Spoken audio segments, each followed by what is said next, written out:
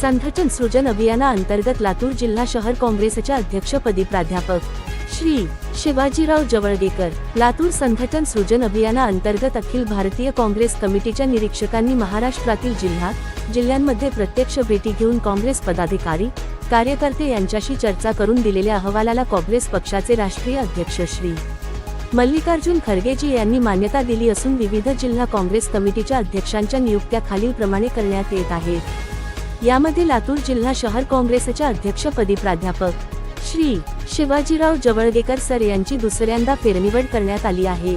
काँग्रेस पक्षाचा पुरोगामी व सर्वसमावेशक विचार राज्यातील शेवटच्या लातूर न्यूज।